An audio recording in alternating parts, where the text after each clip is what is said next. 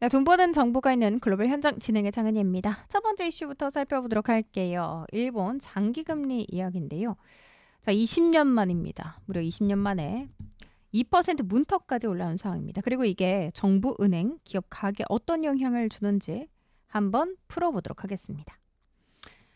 자, 요즘 일본 채권 시장에서 아주 뜨거운 얘기가 돌고 있습니다. 바로 10년 만기 일본 국채 금리가 1.96%까지 올라왔다라는 건데요.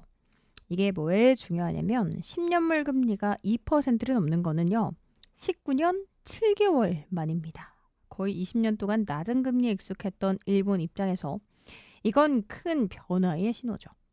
시장에서는 일본 은행이 현재 0.5%인 정책 금리를 1.4% 수준까지 올릴 거다 이렇게 보고 있습니다. 자, 문제는 금리가 오르면 일본 정부가 힘들어진다는 점입니다. 자, 일본 정부는 국채를 1,100조 엔, 그러니까 우리 돈으로 1경 370조 넘게 들고 있습니다. 금리가 조금만 올라가도 이자 비용이 확 튀어오르죠. 실제 재무성 전망을 살펴보면 2024년에 이자 비용이 7조 9천억 엔, 자, 2028년이면 16조 1천억 엔, 자, 무려 2배입니다. 자, 더 무서운 거는 여기서 계속 오르면 2034년에 26조 엔. 금리가 예상보다 1%포인트 더 오르면 34조 엔까지 간다고 합니다. 자, 34조 엔이면 일본의 사회보장비 지출과 맞먹는 규모입니다.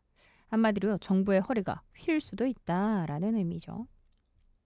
자, 지금 일본 지방은행들도 등골이 오싹합니다. 왜냐하면 그동안 금리 낮으니까 괜찮겠지 하면서 만기 긴 국채를 엄청 샀기 때문이죠. 근데 금리가 오르면 국채 가격이 떨어지잖아요.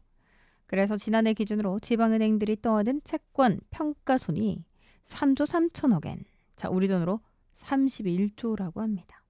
자, 물론 이건 회계상 손실이라서 만기까지 들고 있으면 괜찮다라고 말을 할 수는 있습니다만 문제는 그 사이에서 더 다른 수익이 높은 곳에 못 갈아탄다라는 거죠. 자, 이게 길어지면 금융 시스템 건전성 문제로 이어질 수 있다는 지적도 나오고 있습니다. 일본에서 집을 사려는 분들 마음 단단히 먹어야 됩니다. 예를 들어서 금리 2%로 5천만 엔을 35년 고정금리로 빌리면 상환액이 6,900만 엔입니다. 그런데 금리가 1%만 됐어도 5,900만 엔이거든요. 둘의 차이가 1,000만 엔. 자, 우리나라 월 상환액도 2만 5천 엔, 우리나라 돈으로 23만 6천 원이나 냅니다. 특히 금리 상승이 젊은 층에 부담으로 작용한다는 분석이 많죠. 예금은 고령층, 대출은 젊은 층이라는 공식 때문입니다. 자, 기업 사정 어떨까? 비슷합니다. 기업 차입금리가 0.25%포인트만 올라가도 기업 한 구당 연간 이자 부담이 68만 엔, 우리 돈으로 640만 원이 늘어납니다. 자, 그러면 기업의 경상이익이 평균 2.1% 감소하고 부채 의존도가 높은 기업은 아예 경상 적자로 돌아갈 가능성까지 있다고 합니다. 자, 정리하자면 일본의 금리 인상 흐름은 정부한테는 이자 부담 폭증, 은행한테는 평가손과 운용 부담, 기업한테는 수익성 감소, 가계는 주택 부담 폭증, 이렇게 경제 전반에 걸쳐 큰 변화를 가져오는 중이라고 합니다.